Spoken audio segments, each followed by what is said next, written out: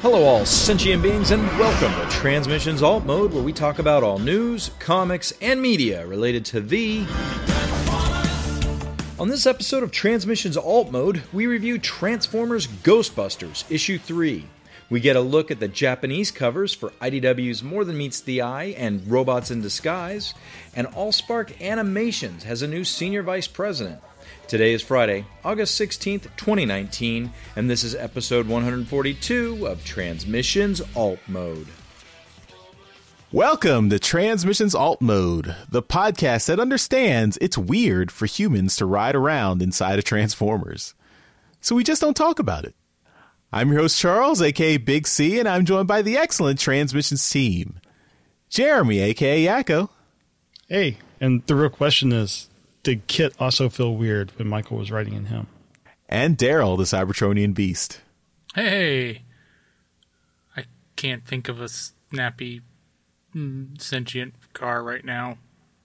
Let's talk Transformers, though. All right, we'll have to wait for the next IDW crossover with Knight Rider. I'm sure that's in the works. It needs to be in the works. Come on, we need the Hoff in our Transformers. And I have to be set in Germany.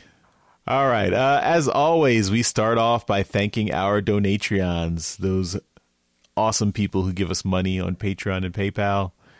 Thank you so much for continuing to contribute to the show. It really helps us out. If you want to support the show, you can go to transmissionspodcast.com/support, and there are all the links for supporting us on Patreon and PayPal. You can also support us by buying merchandise from our TeePublic store, which is at transmissionspodcast.com/shop. You've got lots of t-shirt designs there, and these were show off your allegiance to Transmissions, and you can show off whether you're a good guy or a bad guy with those special symbols designed by Daryl and made pretty by K-Girl, our awesome graphic artist friend. And she has her own store at teepublic.com/user/superstark. So check those out. All right, well, let's jump right in and talk about some comics news. All right, we mentioned, I think it was last week or a couple of weeks ago, we mentioned Jim Sorensen's new Transformers book called Transformers: A Visual History. It's an art book. And we've got some cover images for both the limited and limited edition and regular covers. So you can pre-order these on Amazon, and they look really cool. They do have the movie-verse Megatron and Optimus Prime there. So that's a little disappointing for me, but... It's a history. Well, it looks like the $49 one has just Optimus, and the $99 has a lenticular one that has both. It also has 5 art prints. But no, yeah, they've got, and we do have some sample pages on the inside. So we've got stuff from G1, stuff from the comics, stuff from the movies, stuff from the video games too. So lots of cool stuff. Yeah. And Charles, you know what they say: should not judge a book by its cover. So that is true. It's very wise, Jeremy. Yeah. Well, I mean, because that was literally what we're doing. Thank you for correcting me, Jeremy. That is important. You should judge a book by the content of its character, right? Exactly. All right. Next, we've got more pages of the Takara Tomy Generation Selects Seacons webcomic.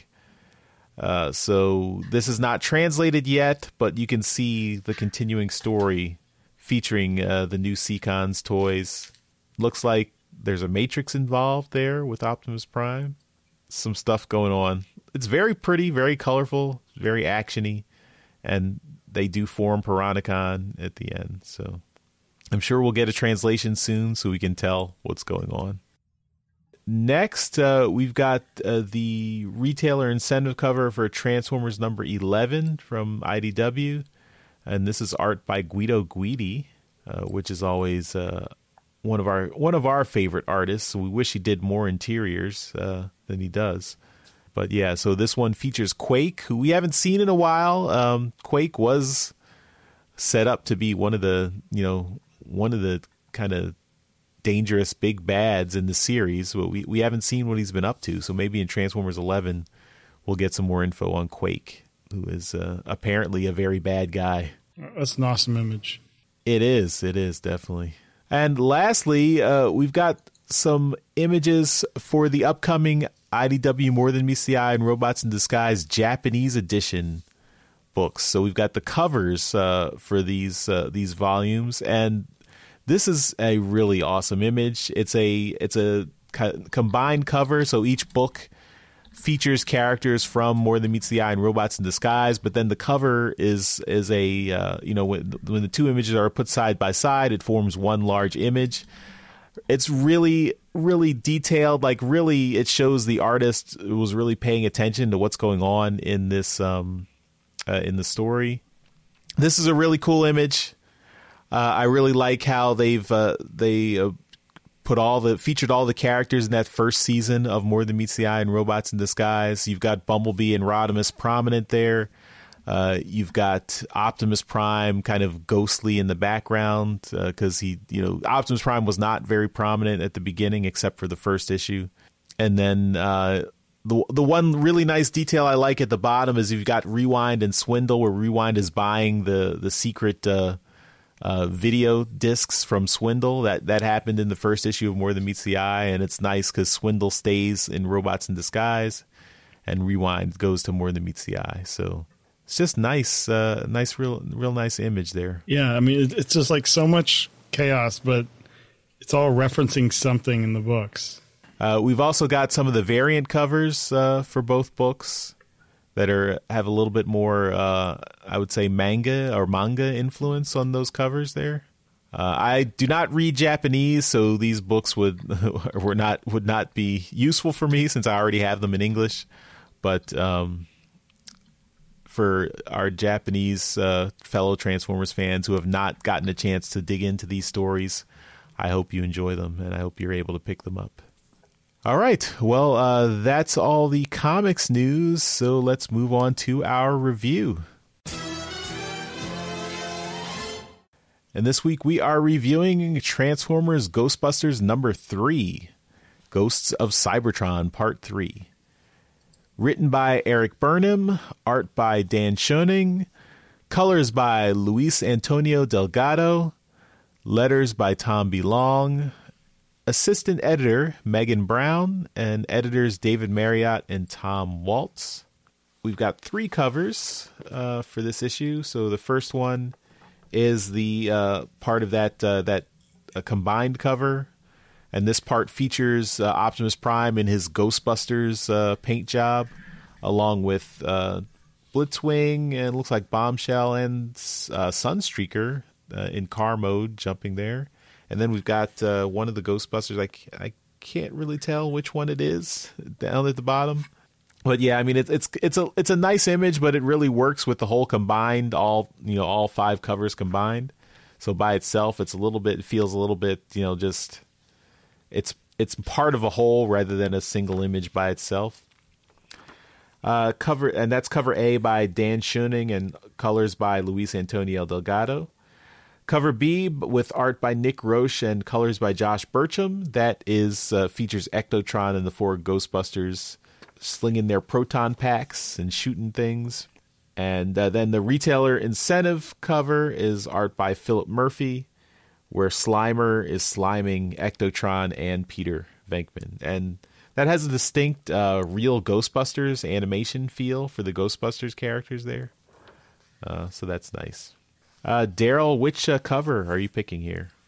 Well, if you listened to the toy show earlier in the week and you watched Trip to the Stores, you'll notice that I have bought cover A and cover B of this collection. I'm really into the whole 5-part combining cover here. I think I like that one probably the best. Although I don't think there's a bad one in the group here. They all look really good. Cool. And Jeremy, which cover are you picking? I agree. They're all good this week. I'm giving a nod to the cover A because it actually has a transformation on the cover. Like you get to see Blitzwing go through the different modes. I think they do that well. Nice. I think for me, I will give it to the retailer incentive cover just because I like the real Ghostbusters cartoon. I like those designs. And also Slimer. I got a soft spot for Slimer, and having him slime Ectotron there, that's always fun. But definitely none of these covers are bad. These are all great covers. Mm-hmm. All right, so let's get into the story. The Ghostbusters, Ectronimus Diamatron, and Starscream's ghost return to the Firehouse headquarters after the events of last issue. Ectronimus is introduced to the Ghostbusters' assistant, Janine Melnitz, and she's less than impressed. Ectronimus becomes increasingly frustrated that no one can get his easily pronounceable 8-syllable name right. And Peter Venkman points out that no one else has a name with more than 5 syllables. As a compromise, Janine suggests he shorten it and go by just Ectotron to make it easy on everyone. Ectotron reluctantly agrees. Meanwhile, Peter follows Starscream's ghost up to the second level for a little chat. Peter, being a con man himself, recognizes a kindred spirit in Starscream. He knows Starscream isn't telling them the whole story and offers him the chance to come clean.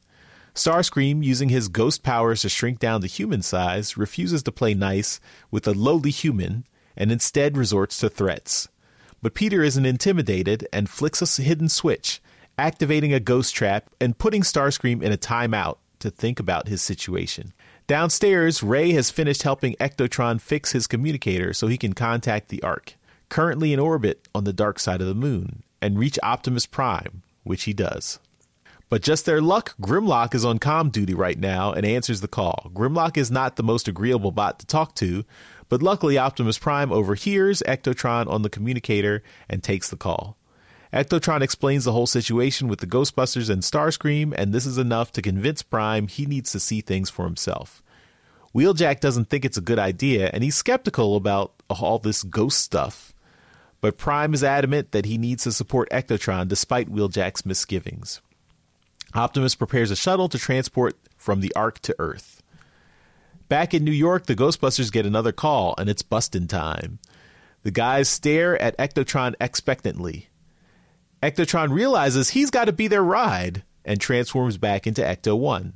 He doesn't want to leave before Optimus Prime arrives. Peter assures him they'll be back in no time, and they're off, sirens blazing. They reach the warehouse in Brooklyn where the ghost sighting was reported. Egon picks up readings similar to the Kremzik electrical sprite they faced earlier. This could be a problem, since their regular ghost traps couldn't handle the electrical discharge. Ectotron startles the Ghostbusters by quickly transforming to robot mode and asking if he can help. Winston suggests he and Peter go inside to flush out the ghost while Ray, Egon, and Ectotron get the trap ready. The plan is set and they get to work. Winston and Peter search through the warehouse, but it's deserted. No ghost anywhere. Then Peter gets a bright idea. Maybe if this ghost is attracted to electricity, it'll come out if they kill the power in the circuit breaker. Peter flips a switch, and there's a massive burst of electricity. Another Kremzik is here, and Peter made it very mad. It's also grown fat, feeding off the electricity in the building, and now it's riled up. Outside, Ectotron, Ray, and Egon have finished fixing the trap and are waiting for the signal. Peter and Winston come running out, the Kremzik hot on their heels. They'll need all 4 proton packs to keep this spook contained. Together, all 4 Ghostbusters blast the giant Kremzik, but it only seems to be getting stronger. It's still feeding off of the power grid from a nearby electrical utility pole. So Ectotron acts fast and smashes the pole, cutting off Kremzik's power source. Taking the chance, Ray throws out the modified ghost trap and hits the switch. The Kremzik is safely contained and the job is done. The Ghostbusters and Ectotron return home to find Optimus Prime waiting for them. Optimus has assumed the form of a familiar tractor-trailer, but unfortunately had a run-in with some local graffiti artists while hiding in truck form. But there'll be time to clean up later. Right now, he'd like to talk to Starscream. Peter grabs the ghost trap he stuck Starscream in and opens it up to find Starscream gone. To be continued. So that is Transformers Ghostbusters number 3. This is definitely more a Ghostbusters book. So it's nice to see them go out and bust a ghost, and I like the added wrinkle of making Kremzik their primary antagonist here. Like we saw that in the last issue, and now in this issue we've got another Kremzeek they've got to take down. So that's a nice. I wasn't anticipating using Kremzeek as kind of the bridge between the Ghostbusters and the Transformers, so that's interesting. Of course, being a Transformers fan, I always like to see more Transformers, particularly more Decepticons. I know the Decepticons are at this point all dead or all ghosts somewhere, but I'd like to see what they're getting up to. But overall, I'm happy with how the series is going. This is definitely one of the better Transformers crossovers we've seen. It's just weird to see how many different Transformers crossovers we've been getting in the last few years. I remember when we started this show, that's something we'd ask, interview some of the comic artists we were talking to, like, what would you like to do with a Transformers crossover? And it seems like now we've been getting so many of them. It's like all our dreams are coming true. We'll get a crossover with like every 80s property we can think of. Like we mentioned earlier, we need Knight Rider. We also need A-Team. Knight Rider. So, Jeremy, what did you think of this issue? I liked it. Like you said, it's primarily Ghostbusters, but it's also the middle of a crossover. You're waiting for Optimus Prime to get there, and they aren't just going to sit around and wait. They're they get calls. One thing that confused me, if you look behind Janine's desk, you see the painting from Ghostbusters 2 with Vigo the Carpathian. Is that right? Is Carpathian? Yep. And I was like, at the end of Ghostbusters 2, didn't that change back like to like a painting of Peter and stuff? And apparently, I looked this up because it was bugging me and I forgot until you were going through this. Apparently, in Ghostbusters, a video game, which seems to be canon, it reverted back to the other, like the original look, and they kept it in the firehouse near Janine's desk. So that is a nice piece of continuity here in the book, putting it there for the Ghostbuster fans that are aware of it, and for those of us that aren't really as steeped in the Ghostbusters lore. It confused me enough to look it up, and I really appreciate little things like that. Oh, interesting. Yeah, I guess that's another question is, like, what time frame are we with the Ghostbusters current? Like, is this just like 10 years after like 1984, or like, I wonder like where we are. Are we in the mid 90s? I mean, there's one part where Peter mentions like he needs to find his phone, which apparently means they're at the point where they had cell phones. So yeah, I'm not sure like what the time frame is here. Another thing I really thought was neat, when Prime does get there, you see a big parking lot with a bunch of vehicles. I clearly see familiar vehicle modes. I would imagine when the other Autobots come, they'll show up there. And when a couple of particular Decepticons come, they might take some of these modes as well. Like I saw like a car that looks like Wheeljack. Another car might be Sunstreaker. Oh my goodness, Jeremy. What? Or Drag Strip. It's the Stunicons. You're looking at the Stunicons. All 5 of them are there. Well, okay, the white one looks like Wheeljack. That's what made me first. Breakdown. That's the first one I saw. Okay, fine, whatever. Fine. And then Motormaster is over there in the corner. Okay, yep. Whatever. Well, regardless, if we see the Stunicons in the series later on, they set it up here, and that's kind of neat. And then I like how Optimus gets graffitied. That was fun. It's New York in the 80s, or 80s, early 90s, probably, somewhere around there. Yeah. And there's the opportunity to give him a new paint job, eh? Yeah. When in Rome. Did the two women that spray paint, kind of, their hairstyles kind of remind me of Bebop and Rocksteady before they got, transformed? Mm-hmm. I don't know. Yeah. It's all in New York. But anyway, it's fun. I continue to really enjoy this crossover. Art's great. Story's fun. So we need more of this. All right. Daryl, what did you think? I thought it was really fun. I've said it before on the show that Kremzeek is probably the G1 episode. Kremzeek is probably my least favorite G1 episode, just because I hated Kremzeek as the character. He was so annoying.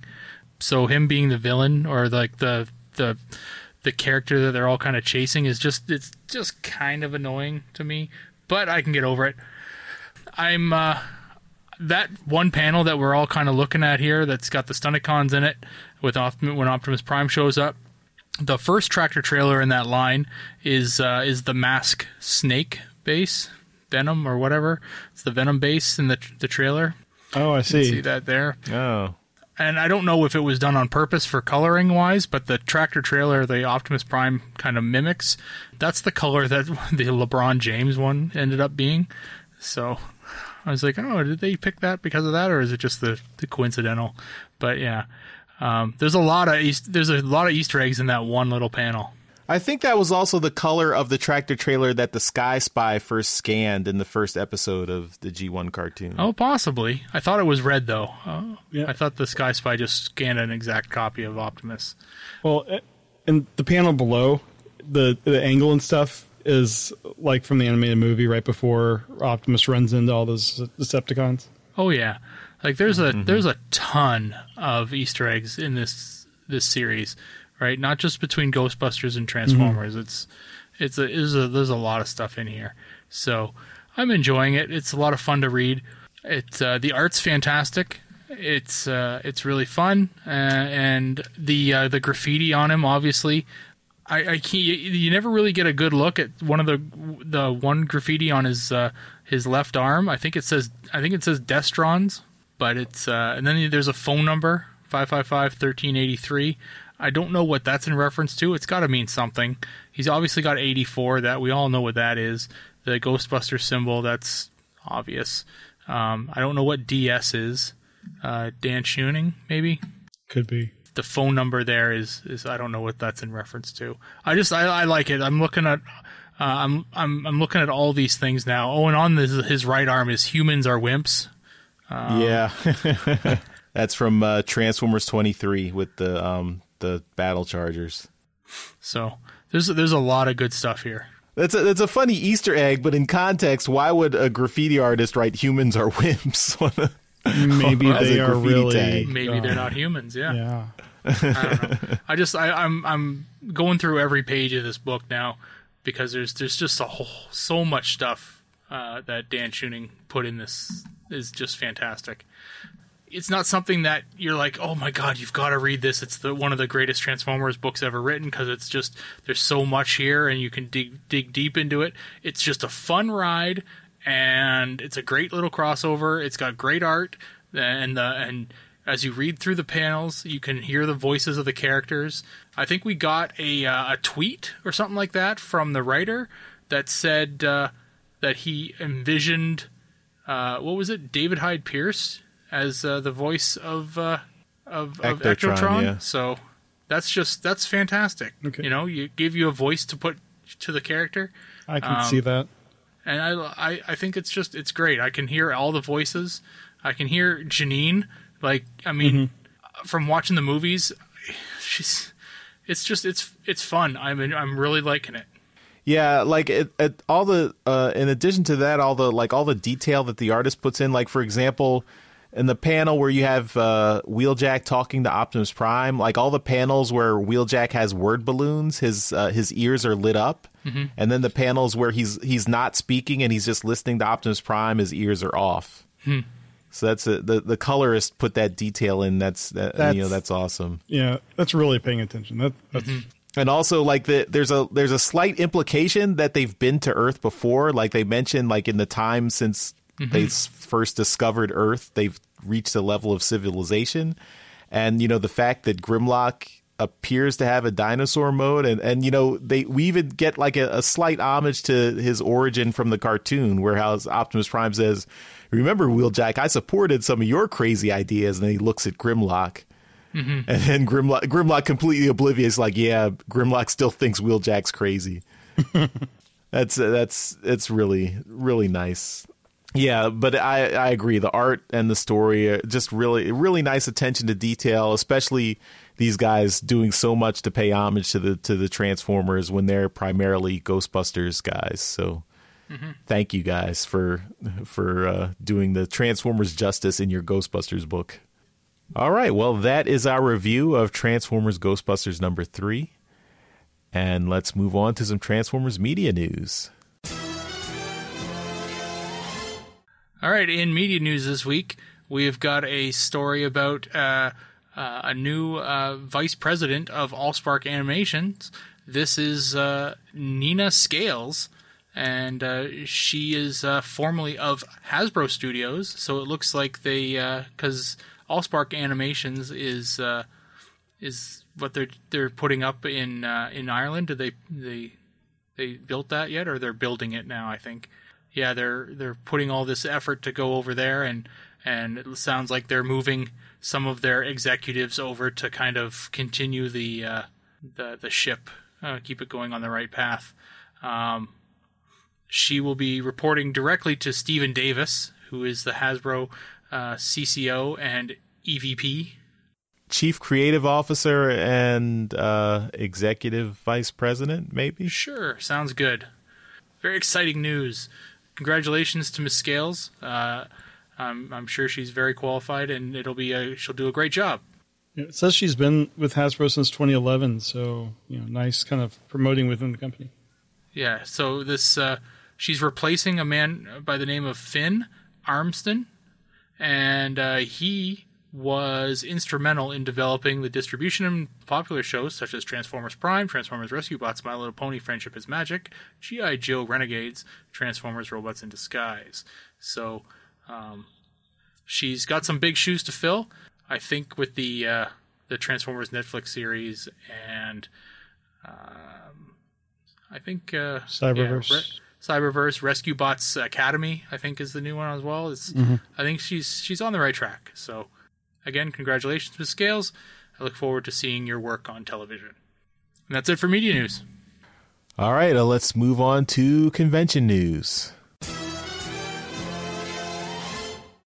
All right. Well, TF Nation is this weekend, so if you're there, send us feedback and let us know how it went. It's something that we always want to go to, and we just don't have the means. But over here in North America, in October, we have TFCon DC, and they have announced that a friend of the show, Casey Collar, has announced he's going to be at TFCon. So that is cool. Casey is a great guy. Check his Twitter for when he opens up any commission opportunities. Garrett, I would very much suggest you get a commission. Does amazing work. And that is all the news we got this week. All right, well, we will finish up the show with some feedback. And we have a voicemail that was sent in from one of our Donatreons, Kyle Benning. And he's actually listening right now in the chat live. So, Kyle, this is your voicemail that you will get to listen to. Hey guys, this is Kyle Benning. I just wanted to call and give you some comics feedback. You guys are kind of all over the map here as far as how you guys are liking the new series. Some of you really like it, some of you not so much, more Daryl and Yoshi. The comments weren't reiterated so much this time, but in the past, Yoshi's made the comment of, how is this passing through IDW? How do their editors look at this and think this is what people want or think this is a good story? And really, I think the answer for that is, probably part of the whole sales pitch the writer had to make. He has his long-form story arc, how it kind of concludes, that total plot outline. So at that point, once the editors, they see the roadmap to the kind of the final destination of this first 12-issue arc, that makes them a bias source at that point. So, there could be all these hidden Easter eggs, little plot points that we don't think are important when we're reading through it the first time. We're not really seeing that seeded just because it's boring and so much talking. But those could all have bigger payoffs that, hey, look, this kind of mystery, it was really well layered the whole time. And now the last 2 or 3 issues, maybe you see that all come to fruition. And so, once you kind of read that whole plot outline, see where that's going, I think that kind of compromises the editors a little bit, that they're unable to look at this story, broken up over 6 months or 2, week increments and look at it and go, oh, well, there's really not enough here because they're already seated. They see these key points that don't stick out to us because they know that ties in later. So I think that's really how it's passing kind of their editorial approval is. Hopefully that means, there's this great revelation waiting at the end. And once we get to that point, it's going to be one of those, I want to go back and reread the 12 issues and there's going to be all these payoffs here and I'm going to get so much more enjoyment and it's going to be such a more enriching experience the second time through. Well, thanks for that voicemail, Kyle. That was really nice. Yeah, we're struggling with the book. I know it is taking some time to get going. I think I kind of gave it more than Yoshi did. Yeah, it's I'm hoping for a payoff. I really am. It's just it's one of those things where I really just I'm out. Like I've said before, I need some action or something to happen in between all the story. So it doesn't seem like it's always just info dumping on me. I understand that we have to build a universe here of new information. And if you go back to the beginning of the IDW run, back when they first got the license, they were in the same boat. Yeah, the stories weren't great, but there was action intertwined with those stories, right? So they've done it before. Yeah, I give the books a chance. I still buy them all. I'm really hoping for some action. Just a little bit. Intertwine it in there, and I'll be fine. Yeah, I agree. It probably is how you laid it out, Kyle. But with what Daryl says with the action, the editor's job should be to kind of craft it so each issue has something there that services like all the different balls you have that you're juggling, and that's the problem. It's just like, I think that's why we have the issues out of order, because they were trying to give some action just to kind of keep people from abandoning the book. Yeah, I mean, we talked a little bit about this before, like, and it's, Quattro mentions it in the chat here. When you have I think the background of being a novelist, where you have really that long form space to tell a story, and you don't really have the demands of having each chapter be a complete story by itself. Like you can make a chapter, you can play around with the structure, play around with what's going on, but in comics you really need each comic to be able to stand alone by itself in order to keep people interested in reading.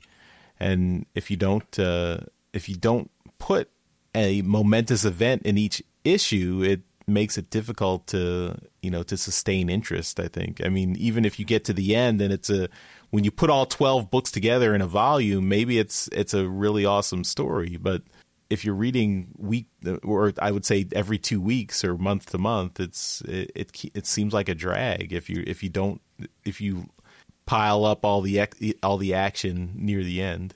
I think we've said this all before. But thanks, Kyle, for your feedback. And I think Kyle's agreeing with us in the chat, so I think Kyle understands. All right. Well, and we do continue to, for all the people. I mean, I think we've also said in the past, for all the people who are still enjoying it, keep writing in and keep telling us what you think, how you think the series is going, and we will keep reading and discussing it. All right, well, that is it for this episode of Transmissions Alt Mode. Thanks, everyone, for listening, and we will see you next time. Bye-bye. Bye. Later. Hey, everyone. Thanks for listening to this episode of Transmissions. But just because this episode is over doesn't mean the Transformers fun has to stop. Join us and other Transformers fans on our Discord chat server by visiting transmissionspodcast.com/Discord. If you would like to learn more about how you could support the Transmissions Podcast, just visit transmissionspodcast.com/support. Thank you all for listening, and we'll see you again next week.